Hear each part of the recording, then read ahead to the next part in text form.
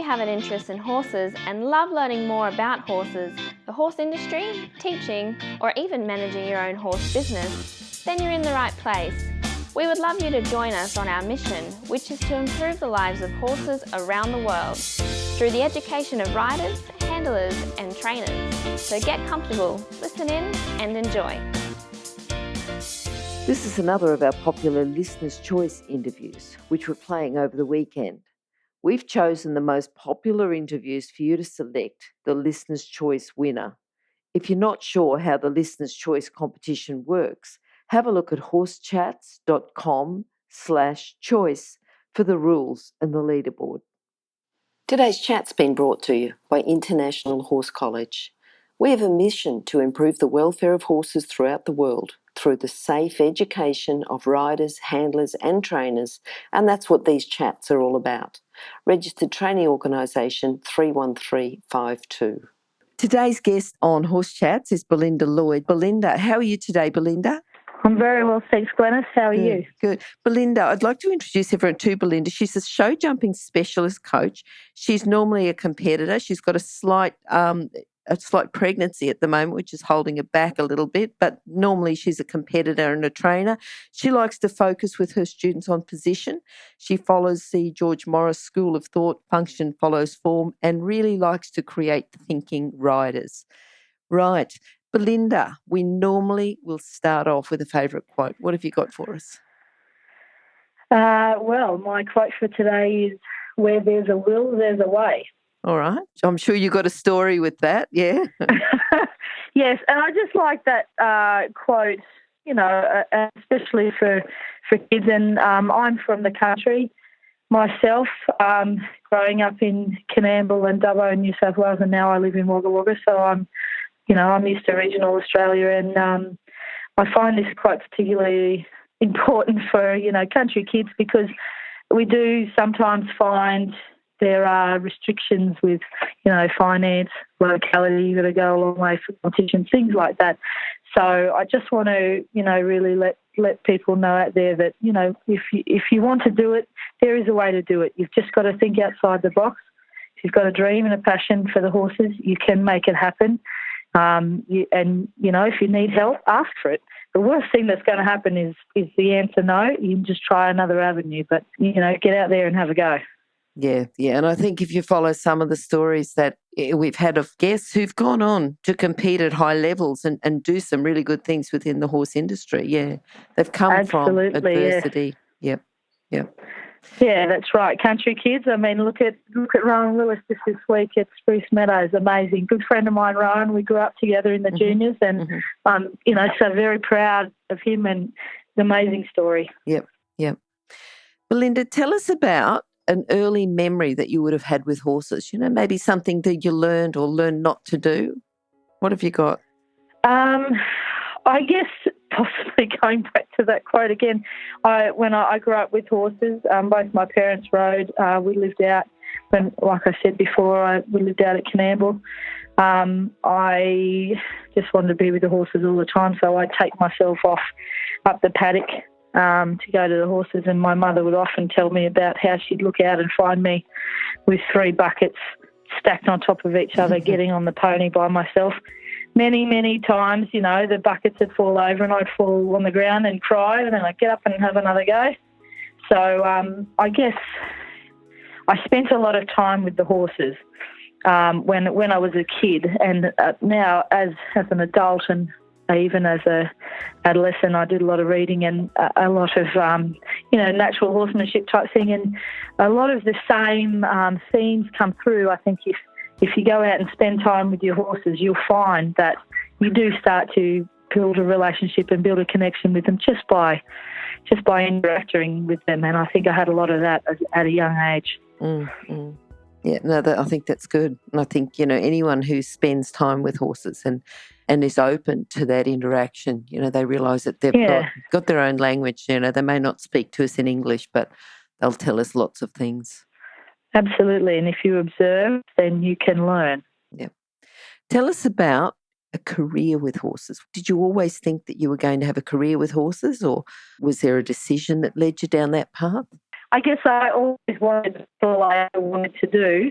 And as probably a lot of my teachers would tell me, I definitely took up as much time as I was allowed to with the horses. I always wanted to do something. I don't know that I actually knew exactly what I wanted to do, and I didn't. When I was a kid, I thought I'm going to be a coach. I just thought I would do something,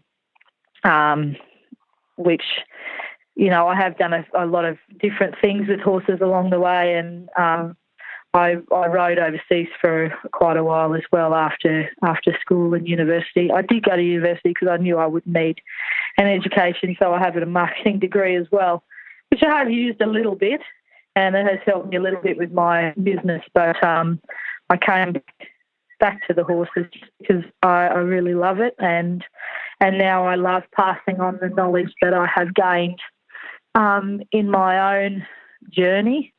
And also, the research and the training that I've done with the different people that I have come across in my life.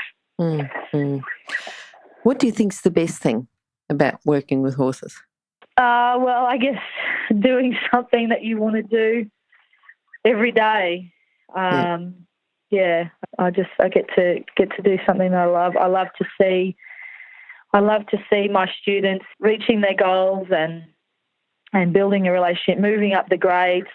I love to see them having that light bulb moment with their horses and starting to really understand what they're trying to do, but also, like I said before, kind of having their own journey about it, not just a copy paste, like this is what you have to do now and this is what you have to do then. They're kind of thinking,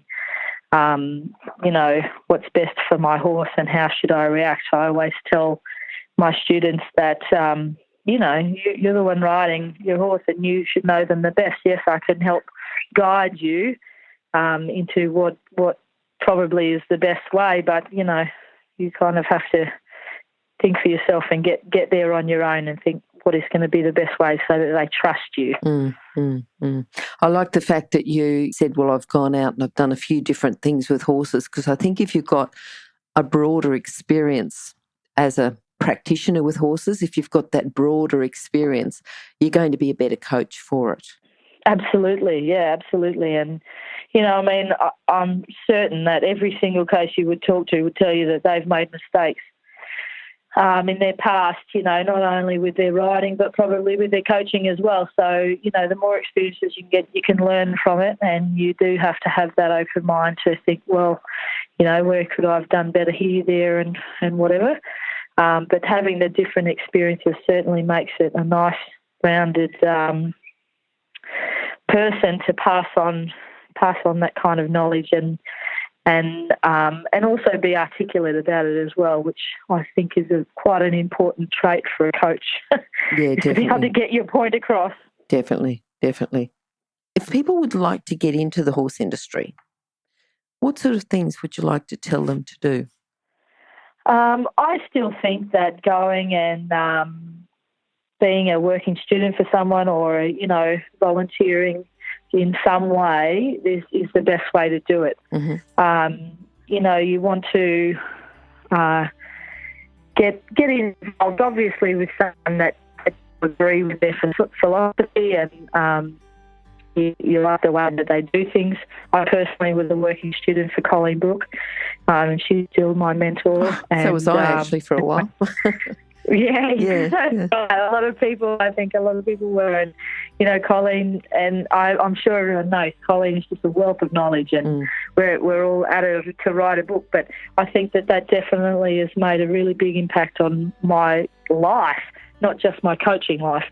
And so I think it's really good if you can get in that way, even if you can't go and live somewhere and do that, if you go and help out. Like, again, if you don't have the money to go and do something like that, if you go and help, you go and watch, do whatever you can, soak up every little bit that you can, then when you do get some money, you can move on. Yes. But I think that is the best way to get out there and do it, and don't expect to be paid lots and lots of money, because, if you're going into horses because of the money, then you're probably in it for the wrong reasons.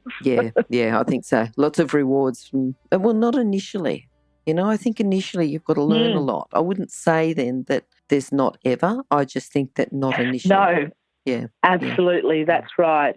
You've got to go into it because you love it and you want to, yeah. And I think once you've got that knowledge and got that specialty, that's when there's financial rewards as well as the, emotional rewards. Yeah. Absolutely. Tell us about people who've influenced you and helped you with your career. You've mentioned Colleen. I think you talked about George Morris. Yeah. So like I said, Colleen, she's been a very big influence on my riding and coaching career. I first met Colleen when I was probably about 14 or so. So, 25 years or so.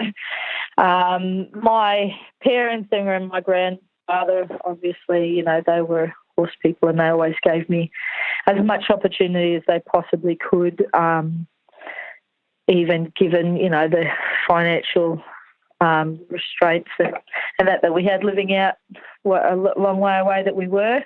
When I lived in America for a while in the early 2000s, so I was over there from about 2002, 3, something like that, and I came home in 2010. There's a lot of different people over there, including Joe Fargus, who didn't live too far from me, that I went and trained with, and that system really did help, I think, make me a bit of a well-rounded jumping coach anyway. They focus a lot on equitation over there, and I think it would be wonderful to have more of it in this country. I think possibly it's a problem just because of the numbers maybe over here that we have, but again, back to my philosophy of, function follows form and that kind of thing. I think it is very important to make sure that our riders right from the beginning are taught to ride correctly anyway. Yes. And then you can move on to all those other things because, a lot of riders that we have are very brave riders. They're great and they're definitely willing to have a go and jump whatever's in front of them and go a bit faster. But definitely if you can get that position just where it needs to be, you can make it even better and look what kind of rider you can produce, Mm-hmm. I think we're really showing the world that we can produce some really great riders right from the start. Yep. And if the kids just keep on getting out there and riding their horses and ponies and having a go at it, that's great. But just try and think of the position over the fence, and you'll be well ahead, years ahead. Yep. Do you want to tell us about maybe a standout horse that you think's helped you, influenced you, helped you in your career? Yes. I will call him my favourite horse. I know you shouldn't do that, but I will. And he did influence me a lot. I had an off-the-track thoroughbred that I bought when I was 13 years old with my own money for about $500, I think, from the local horse dealer, which he was known for sending horses to the knackers and that's to go, Yep. That's what had to happen. And his name was Barney. His show name, I call him Good Vibration.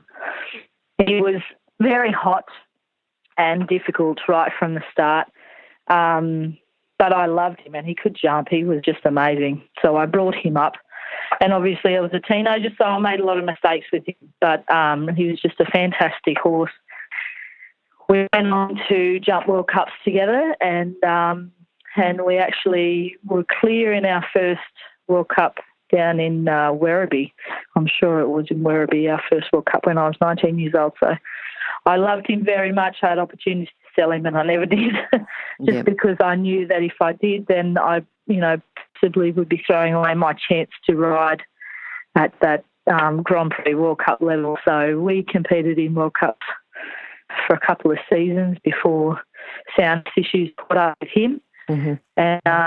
And then he lived out his days at my parents' place and passed away at the ripe old age of about 26, I think he was. Wow. So, yeah, but he was just a wonderful horse. He had a wonderful personality, very quirky. Mm. He often let himself out of things. You had to make sure that you tied the gate down with several chains and everything else you could find, because otherwise you'd look out and here he'd be. Yep. and he was the type of horse that got very upset if you ever took other horses somewhere and he didn't get to go. And yeah, he was a great horse. And even though he's, you know, like further on in those, I remember at Sydney Royal we'd be going in the Grand Parade and he'd be, you know, jig-jogging around and going sideways and everything, but I never felt unsafe on him. It was just something that he did. Yep. What do you think was your proudest moment with him? I guess that what I mentioned, you know, taking a horse that I brought up myself and educated myself to World Cup level. Yeah. And like I said, I made a lot of mistakes with him, and if I had my time over, I definitely would have done things differently. But we learnt a lot together, and I did learn a lot with him, and I was very, very lucky and grateful to find a horse like that, because, I mean, it's pure fluke. It's not like we went in there knowing that that's what he would be. Yeah. But, yeah, that's probably very proud of what we did with that horse. Thinking about the time that you had overseas, you know, because there's reasons to go overseas. What was the reasons, but what sort of challenges did you have while you're in the US? It's tough, I think, especially coming from him, because you kind of don't know until you get over there. You don't know what it's going to be like, even if you have contact. So I was lucky when I did get over there. I first went to England and had a friend of mine set me up with a job. So that was great, and that really helped. But even when you get it set up with that and then you get over there, it sometimes is not exactly what you thought it would be or thought you were going to do. So I guess you've got to go into it with an open mind.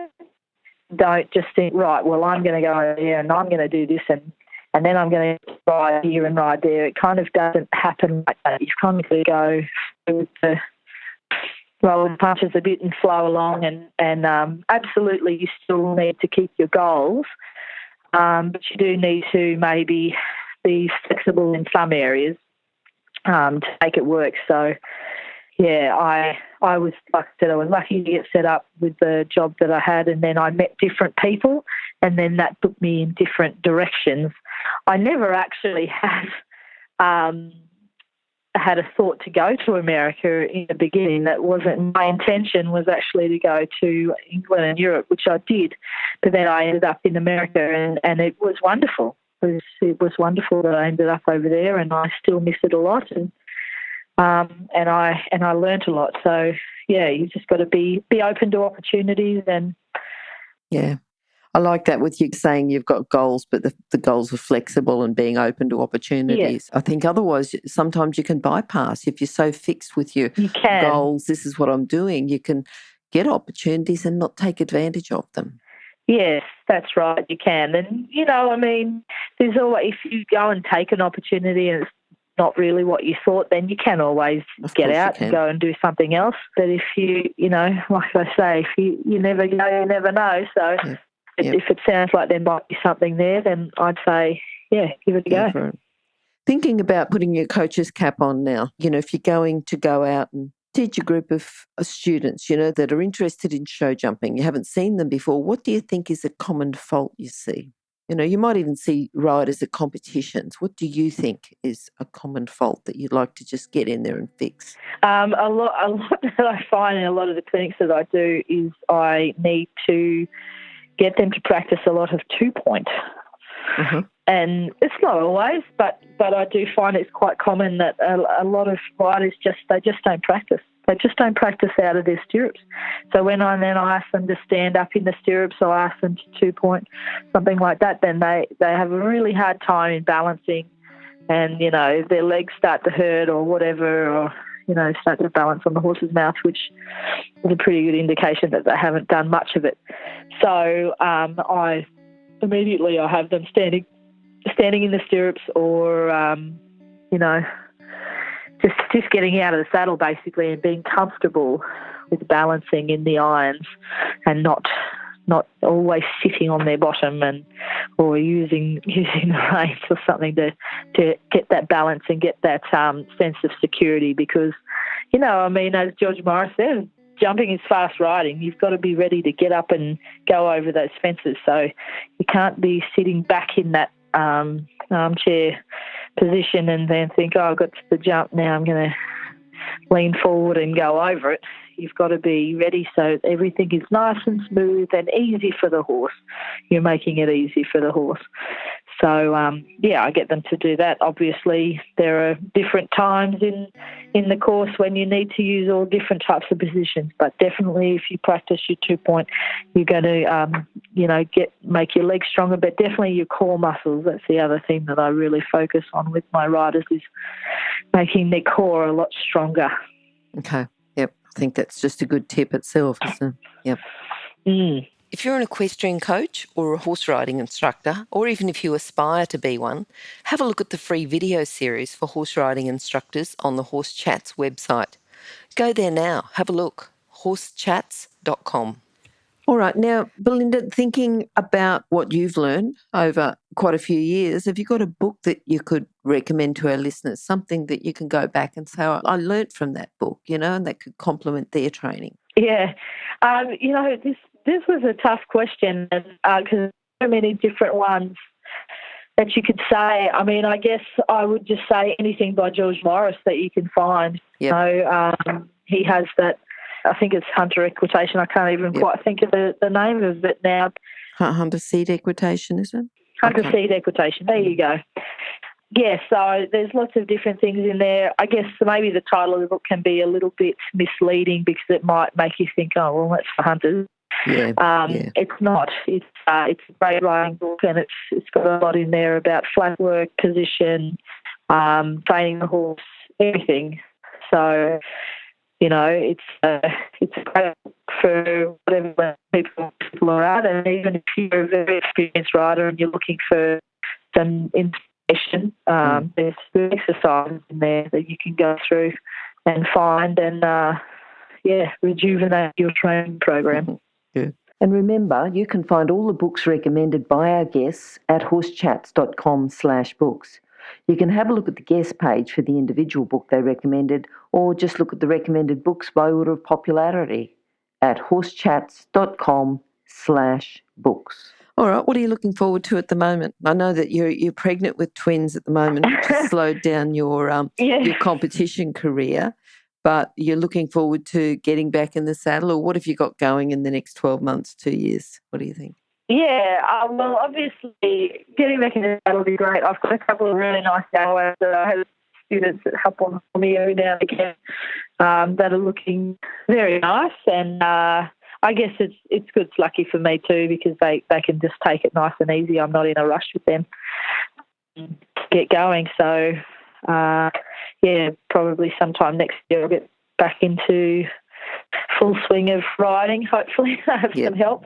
We've actually got a really big show coming up here in about a month's time, the New South Wales Country Show Jumping Championships on the October long weekend that I'm the show secretary for since I'm not riding.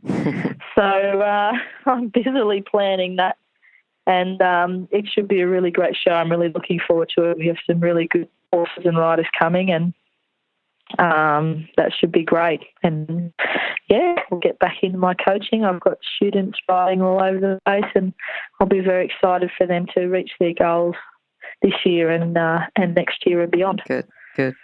All right, Belinda, in a couple of sentences, can you summarise your philosophy with horses? Wow. I guess be a thinking rider. Think about what's happening and why and what might help to make it better. You know your horse the best. So I would say, yes, absolutely, having a coach is very important. They definitely help you from going right off the rails when you do start to take a tangent. But I think you need to listen to your horse and think about what's happening. Don't just shut down and go, I don't know, and have a think about it. All right, Belinda, if people would like to contact you, what's the best way to do it? They can do it on horsechats.com/Belinda Lloyd, or go to horsechats.com, search for Belinda or search for Lloyd. But have you got your contact details there, just in case someone's waiting? I do. You can find me on Facebook. So I have a Facebook page that's called Lloyd Equestrian, LLOYD. So you can look me up there. Or my website is www.lloydequestrian.com. Okay, perfect. All right, Belinda, thank you for talking to us. Wish you the best with your twins, and hopefully we'll get you back sometime soon, and it might be before you've had the twins, or maybe we'll leave it till afterwards. We'll leave that to you, but hopefully we'll talk to you soon. Wonderful. Thank you so much, Glenys. I appreciate it. Thank you, Belinda. Bye-bye. Bye. If you've enjoyed this chat, then please comment, rate and subscribe. If you'd like any changes or recommendations for guests, then please contact us through horsechats.com. And while you're online, have a look at the government-accredited courses at internationalhorsecollege.com.